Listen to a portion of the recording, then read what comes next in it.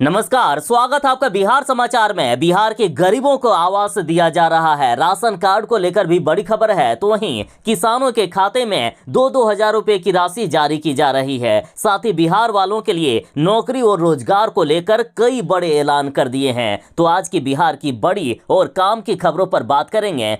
इससे पहले आपसे एक छोटी सी अनुरोध है, कृपया वीडियो को एक प्यारा सा लाइक अवश्य कर दीजिएगा। चलिए बात करते हैं खबरों पर विस्तार से।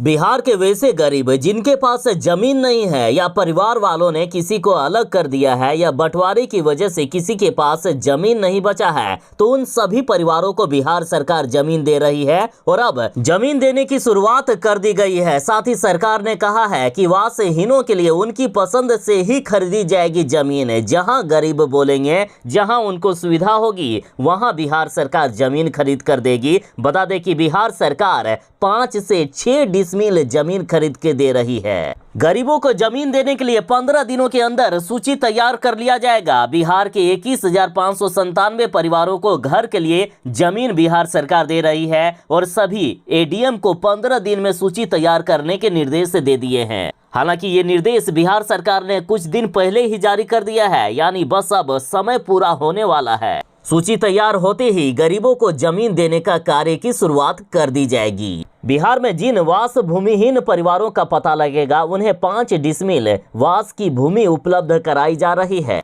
राजस्व एवं भूमि सुधार विभाग के मंत्री आलोक कुमार मेहता ने यहां तक कह दिया है कि बंटवारे से या फिर परिवार बढ़ने से भी जो परिवार वास भूमिहीन हो गए हैं, उनको भी जमीन बिहार सरकार दे रही है। अब कई लोग जो लिस्ट में शामिल नहीं हुए हैं, उनके पास भी जमीन नहीं है, तो उनका क्या होगा? तो देखिए, तो उनका बिहार सरकार फिर से सर्वे करवाएगी और दिसंबर तक जिन जिन परिवारों का पता लगेगा, सभी को जमीन देने का कार्य बिहार सरकार करेगी। बिहार में जिनके पास राशन कार्ड है वे ध्यान दें, कई लोगों के राशन कार्ड सरकार बंद करने वाली है। बिहार के total 8 crore 71 lakh ration card धारियों में से 1 करोड़ 21 लाख राशन कार्ड को सरकार बंद कर रही है। और कारण ये है कि इन लोगों ने अपने राशन कार्ड को आधार कार्ड से नहीं जोड़ा है, यानी इनका ई-केवाईसी नहीं हुआ है। सरकार के नजर में या तो 1 करोड़ 21 लाख फर्जी राशन कार्ड हैं, या जो गरीबी रेखा से नीचे नहीं आते हैं, उन्होंने गलत तरीके से इतने राशन कार्ड बना लिए। हाँ, इनमें से कई लोग सही होंगे जो जानकारी के अभाव में अभी तक राशन कार्ड को आधार कार्ड से लिंक नहीं करवाए हैं। तो देखिए, आपके लिए जरूरी सूचना, सरकार ने 30 जून तक लास्ट डेट रखा है ई-केवाईसी करवाने का। जो लाभार्थी 30 जून तक ई-केवाईसी नहीं करवाएंगे, उनका राशन कार्ड से नाम हटा दिया जाएगा। केवाईसी प्रक्रिया ऑनलाइन भी किया जा सकता है और ऑफलाइन भी। ऑफलाइन करने के लिए जन वितरण प्रणाली की दुकानों पर यानी पीडीएस की दुकानों पर जाना होगा। और अभी सरकार ने भी जन वितरण प्रणाली की दुकानों को प्रतिदिन खुले रहने का निर्देश दे दिया है। और साथ ही देखिए, सरकार ने जन वितरण प्रणाली की दुकानों को निर्देश ये भी दे दिया है कि 30 तारीख के अंदर हर महीने का राशन उपभोक्ताओं के बीच हर हालत में वितरण करा दिया जाए। साथ ही इनको ये भी कहा गया कि अगर किसी लाभुक का नाम आधार नंबर से नहीं जुड़ा है, तो उन्हें जल्द से जल्द जोड़ा जाए। बिहार सरकार ने ऐलान किया है कि बिहार के हर गरीब को आवास दिया जाएगा। वैसे भी चुनाव आते आते आवास योजना में हर बार तेजी आती है। अभी भी चुनाव का समय आ रहा है। लोकसभा का चुनाव बस कुछ ही दिनों में होने वाला है और बिहार सरकार ने बिहार में अपनी इमेज अच्छी करने के लिए शायद आवास योजना में तेजी लाने के संकेत दे दिए। साथ ही बिहार सरकार ने ऐलान किया कि आवास योजना में जिलों के लक्ष्य का 5% दिव्यांगों को मिलेगा। यानी बिहार के जिस जिले में जितने भी आवास आवंटित होंगे, उसका 5% वहां के दिव्यांगों को दिया जाएगा। साथ ही इस बार बिहार के हर गरीब को आवास मिल सके, इसके लिए पीएम आवास योजना के तहत 1461 करोड़ रुपए जारी कर दिए गए हैं। बिहार सरकार ने कहा है कि बिहार के गरीबों को आवास देना हमारी पहली प्राथमिकता है। पीएम किसान सम्मान निधि योजना को लेकर बड़ी खबर है। देश के किसानों को फिर से खाते में 2-2 हजार रुपए मिलने वाले हैं। प्रधानमंत्री नरेंद्र मोदी जी 14वीं किस्त की राशि जारी कर रहे हैं।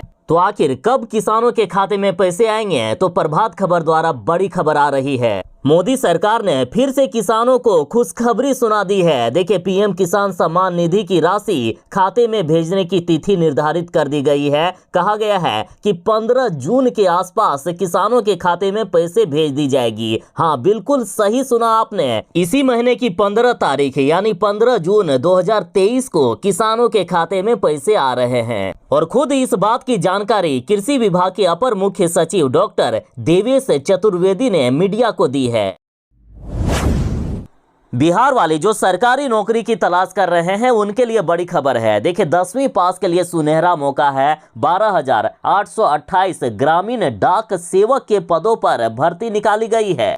इसमें डायरेक्ट बहाली की जाएगी, कोई भी परीक्षा नहीं लिया जाएगा। 10वीं पास के लिए इससे बड़ा मौका और क्या हो सकता है। देखिए, इंडिया पोस्ट में जीडीएस के लिए 22 मई से ही आवेदन लिया जा रहा है। हमने कई बार भी आपको बताया है। वैसे भी कई लोग यदि छूट गए हो तो आप आवेदन कर सकते हैं। अभी समय बचा हुआ है। 11 जून 2023 तक लास्ट डेट रखा गया है। तो आखिर भर्ती कैसे होगी? तो देखिए, आपके 10वीं या 12वीं के अंक के आधार पर भर्ती की जाएगी। डायरेक्ट बहाली हो रही है, अर्थात मेरिट सूची के आधार पर चयन किया जाएगा। जिनका ज्यादा नंबर होगा उन्हें पहले सेलेक्ट किया जाएगा। तो आखिर कौन कौन से पदों पर बहाली हो रही है? तो देखिए, इसमें ग्रामीण डाक सेवक, ब्रांच पोस्ट मास्टर और असिस्टेंट ब्रांच पोस्ट मास्टर के पद पर बहाली हो रही है। अब रही बात कि आवेदन कैसे करेंगे, तो देखिए, आवेदन करने के लिए आप इंडिया पोस्ट की ऑफिशियल वेबसाइट indiapost.gdsonline.gov.in पर जाएं।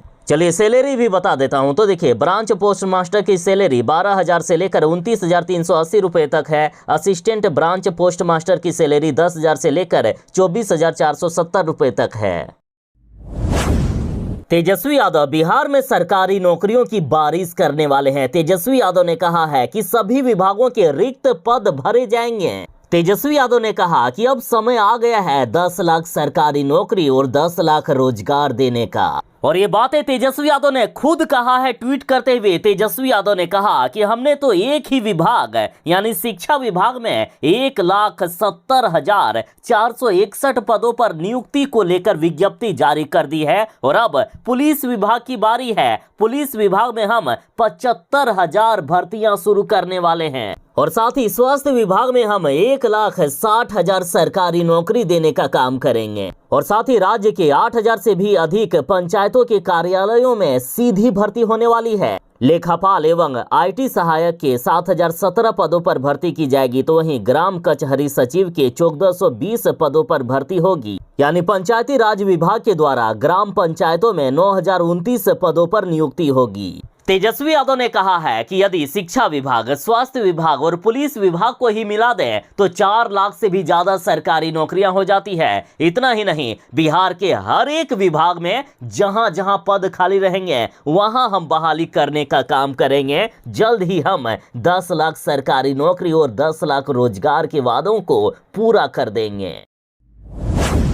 बिहार शिक्षक भर्ती प्रक्रिया शुरू कर दी गई है। 15 जून से आवेदन लिया जाएगा। बिहार में 1,70,000 से भी ज्यादा पदों पर बहाली की जा रही है। और इस बार फिर से कई नए नियम लागू कर दिए गए हैं। बता दें कि शिक्षक भर्ती के लिए 15 जून से आवेदन लिया जाएगा। 12 जुलाई तक लास्ट डेट रखा गया है। और इसमें फ्रेश कैंडिडेट के साथ नियोजित शिक्षक भी आवेदन कर सकते हैं। जो नियोजित शिक्षक चाहते हैं कि वे भी एक सरकारी शिक्षक बन जाएं, तो आपको भी एग्जाम देना होगा। एग्जाम पास करने के बाद नियोजित शिक्षकों को सरकारी शिक्षक बना दिया जाएगा। हाँ, नियोजित शिक्षकों के लिए एक बड़ी खबर है कि नियोजित शिक्षकों के लिए कोई भी उम्र सीमा नहीं है। यानी नियोजित शिक्षकों की चाहे कितनी भी उम्र हो, आप इस फॉर्म को भर सकते हैं। और सबसे बड़ी बात यह है कि महिलाओं के लिए इससे बड़ा मौका शायद ही और कोई हो सकता है। 50% महिलाओं को आरक्षण दे दिया गया है। 50% कोटा मिलेगा महिलाओं को प्राथमिक में। अब रही बात कि अपेयरिंग वालों का क्या होगा, तो देखिए अपेयरिंग उम्मीदवार जो सीटेट, बीटेट या एसटीटी पास हैं पर उनकी बीएड या डीएलएड परीक्षा किन्हीं कारणों से नहीं हो सकी है, उन्हें भी परीक्षा में शामिल होने का अवसर दिया जाएगा। ऐसे अभ्यर्थी यदि 31 अगस्त 2023 तक यदि बीएड या डीएलएड परीक्षा में शामिल हो जाते हैं तो उन्हें भी मौका दिया जाएगा। और यदि परीक्षा की बात करें तो परीक्षा अगस्त के महीने में हो रही है। 19, 20, 26 और 27 अगस्त को परीक्षा लिया जाएगा और नवंबर में रिजल्ट जारी कर दिया जाएगा। यानी कुल मिलाकर कहें तो इसी साल शिक्षकों को नौकरी देने का सरकार का टारगेट है कि इसी साल 2023 में शिक्षकों को नियुक्ति पत्र भी दे दिया जाए।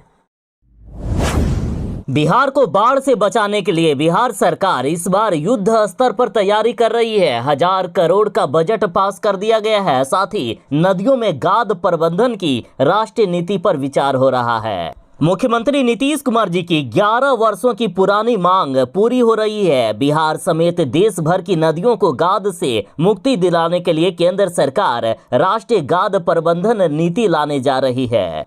नदियों से गाद हटाने के बाद बाढ़ व कटाव से राहत मिलेगी। गाद के कारण नदी तल ऊंचा हो जा रहा है और इससे बाढ़ की समस्या गंभीर हो रही है। गाद प्रबंधन से बाढ़ के फैलाव व कटाव की समस्या से राहत संभव होगा।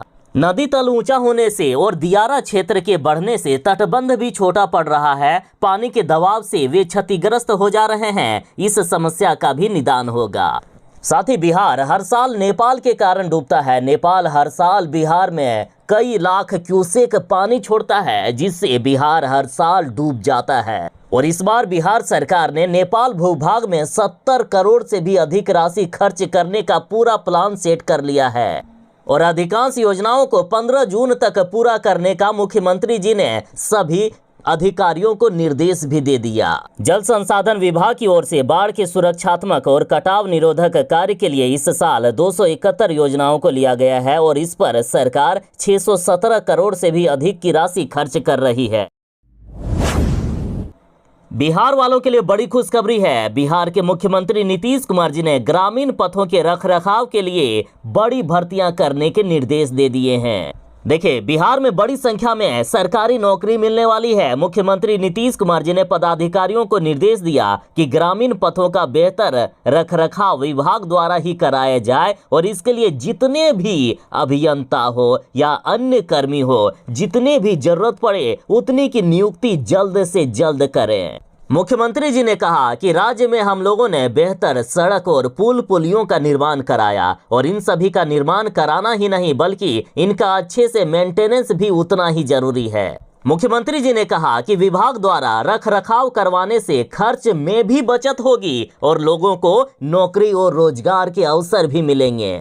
यानी पूरे बिहार में ग्रामीण पथों के रखरखाव के लिए बड़ी संख्या में सरकारी नौकरियां जल्द ही मिलने वाली है।